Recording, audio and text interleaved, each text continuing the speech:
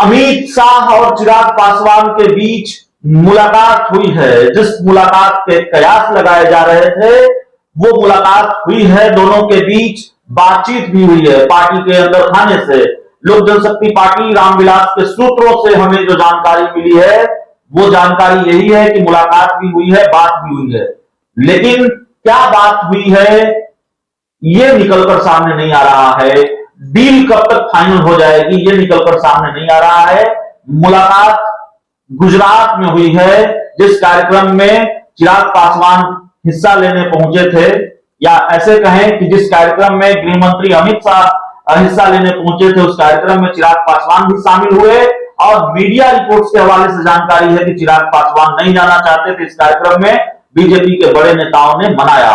सवाल यह है कि बातचीत क्या वही होनी थी चिराग पासवान और अमित शाह के बीच, और क्या डील फाइनल हो गई है। हमारे साथ बिहार के जाने माने पत्रकार न्यूज बीन के संपादक अमित ध्यासल मौजूद हैं। सर, गृह मंत्री अमित शाह और चिराग पासवान के बीच मुलाकात की खबर, यह भी खबर कि चिराग उस कार्यक्रम में नहीं जाना चाहते थे, बीजेपी के बड़े नेताओं ने मनाया, तो डील गुजरात में ही फाइनल होनी थी क्या और हो गई है क्या? देखिए, अब तक सबसे पहली बड़ी बात जो आप जो जानकारी दे रहे हैं वो अपने आप में बहुत बड़ी खबर है।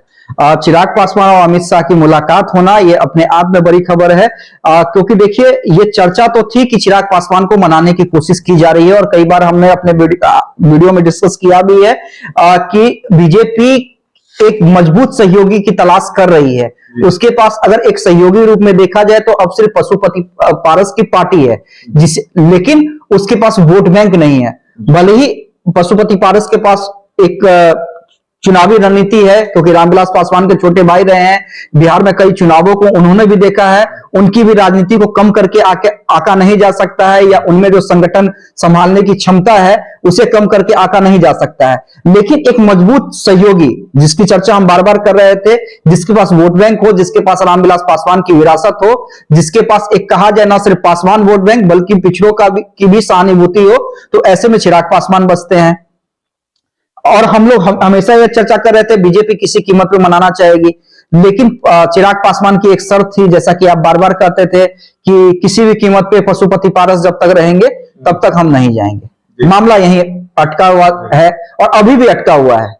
जहां तक आप जो बता रहे हैं कि मुलाकात हुई है, अगर देखिए अगर सुखद संदेश होता तो अब तक मीडिया में तमाम बातें आ जाती हैं, सूत्रों के हवाले से ही सही, कि हाँ इस वक्त सुखद संदेश आ सकता है। हाँ बिल्कुल, सुखद संदेश आप ठीक कह रहे हैं कि कोई सुखद संदेश नहीं आ पा रहा है, कोई अपडेट, आगे का अपडेट नहीं सामने आ पा रहा है, इसलिए कि इस मामले को लेकर लगातार अपडेट सामने आते रहे। अगर आपको याद हो, किसी पार्टी के प्रवक्ता ने कह दिया कि भादों के बाद खुशखबरी मिलेगी, किसी ने कोई बयान दे दिया, हालांकि प्रवक्ताओं को नोटिस भेजा गया जिन्होंने कहा कि भादों के बाद खुशखबरी मिलेगी, लेकिन अंदर खाने से जो जानकारियां हम जुटाते हैं उसके जरिए भी बहुत अपडेट हमारे पास अब तक आ रहे थे। लेकिन अब पूरा सन्नाटा है इस पूरे मामले को लेकर। डील वहीं अटक गई है, चाचा के नाम पर बीजेपी नहीं उनको एनडीए से आउट करना चाहती है, चिराग पासवान अड़े हुए हैं, कोई या फिर कोई और वजह देख पा रहे हैं? क्या देख पा रहे हैं? नहीं, देखिए वजह यही हो सकती है अभिषेक जी। अगर कोई ये कहे कि सीटों को तालमेल को लेके कि चिराग अभी चाहते होंगे कि सीट का बंटवारा कर लेना, या 2025 में चेहरा कौन होगा, ये सब थोड़े दिन के बाद भी हो सकता है। चिराग भी इस चीज को जानते हैं और बीजेपी भी जानती है। चिराग भी जानते हैं कि बीजेपी के साथ ज्यादा सहयोगी नहीं आएगी, ज्यादा से ज्यादा आएंगे तो मुकेश सहनी आएंगे, तो उन्हें कितने सीटें मिलेंगी, ज्यादा पानी में वही रहेंगे, ज्यादा लाभ उन्हें ही मिलेगा। तो ये सब चीज, मेन मामला यहीं पर अटक रहा है। मैंने आपको यही कहा कि देखिए चिराग पासवान बीजेपी की जरूरत है, लेकिन मजबूरी पशुपति पारस भी है। एक्सपीरियंस भी काउंट होता है राजनीति के अंदर में। रामविलास पासवान के साथ पशुपति पारस ने क्या क्या काम किए हैं, लोजपा में किस तरह से उन्होंने प्रदेश अध्यक्ष की जिम्मेदारी कितने सालों तक संभाली है, और बीजेपी क्यों चाहेगी कि भाई पासवान वोट बैंक जो है थोड़ा सा भी बटे, 10% ही पशुपति पारस के पास जाए। अगर पशुपति पारस को छोड़ती है बीजेपी तो पशुपति पारस नीतीश के साथ आ जाएंगे, उसमें क्या दिक्कत है? तो स्पेस बीजेपी भी बिहार के अंदर नहीं देना चाहती है। दूसरी बात है, एक चीज और समझिए कि देखिए हमेशा बयान जो आते हैं या जो पिक्चर दिखता है उसके से ज्यादा आप ये देखिए कि उसके पीछे क्या हो रहा है, बिहाइंड द सीन क्या हो रहा है। 2 और 2 5 का गणित है। चिराग पासवान अभी पहले भी नीतीश कुमार पे हमलावर थे, आज भी नीतीश कुमार पे हमलावर है। क्या वो कभी तेजस्वी यादव पे हमलावर हुए हैं? विकल्प खुले रखे हैं, आप ये कर रहे हैं। बिल्कुल। जिस दिन वो बीजेपी के साथ उनकी डील फाइनल हो जाएगी, उसी दिन से देखिएगा चिराग पासवान फिर से कहेंगे कि लालू यादव का पर्याय मतलब जंगल राज।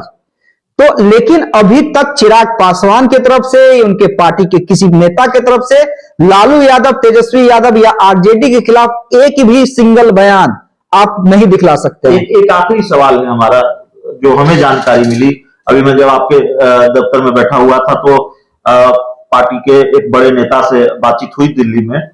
चिराग पासवान कल आ रहे हैं, क्या चिराग पासवान जब कल पटना में होंगे, जो जानकारी हमारे पास है, आधिकारिक जानकारी जो आती है वो तो नहीं आई अभी, लेकिन चिराग पासवान जब कल पटना आ रहे हैं, पटना में होंगे, तो क्या इन दो चीजों पर से सस्पेंस क्लियर होगा? एक तो बिहार उपचुनाव के मैदान में उतर रहे हैं कि नहीं उतर रहे हैं, और दूसरा कि बीजेपी के साथ उनकी डील की जो चर्चा है वो वाकई हो रही है, नहीं हो रही है, मंत्री बन रहे हैं, नहीं बन रहे हैं। चिराग पासवान से आपकी बात भी होती है, हमारे दर्शक जानते हैं, जो नहीं जानते वो हम बता देते हैं। चिराग पासवान या बिहार की राजनीति के जो कई कद्दावर चेहरे हैं उनको बहुत अच्छी तरह से समझते हैं, जानते हैं। तो उस आधार पर मैं आपसे पूछ रहा हूं, क्या इन दो चीजों पर सस्पेंस खत्म कर सकते हैं चिराग पासवान, क्योंकि बड़ा शोर है इसको लेकर, और कल वो पटना में होंगे। देखिए, बीजेपी के साथ डील फाइनल हुई नहीं हुई, क्या पेच फंसा हुआ है, या मेरे ख्याल से तो पेच फंसा हुआ है, या पूरी तरह से सेटिंग हो गई हो सके कि सिर्फ वो अमित शाह और चिराग पासवान जानते हो, लेकिन इससे पर्दा नहीं उठाने जा रहे हैं चिराग पासवान, इतनी जल्दी नहीं उठाने जा रहे हैं। जहां तक आपने कहा कि उपचुनाव को लेकर, तो उपचुनाव को लेकर निश्चित रूप से उनका बयान हो सकता है या तो पर्दा उठा दे या इतना कह दे कि मैं उसी के लिए आया हूं कि अपने नेताओं के साथ बैठूंगा, और उसके बाद एक दो दिन में इस पिक्चर को क्लियर कर दे कि चुनावी राजनीति में यानी यहां पर चुनाव लड़ रहे हैं या नहीं, उनकी पार्टी लड़ रही है कि नहीं। लेकिन बीजेपी से क्या डील हुई है, नहीं हुई है, मामला कहां फंसा हुआ है, उससे तो फिलहाल इतनी जल्दी चिराग पासवान पर्दा नहीं उठाएंगे। क्या मुलाकात हुई, बात हुई, इसका राज नहीं खुलेगा। नहीं, वो सूत्र पे ही अभी सूत्रों के हवाले से जानकारी मिलेगी। चिराग पासवान पूरे पत्ते अभी नहीं खुलने वाले।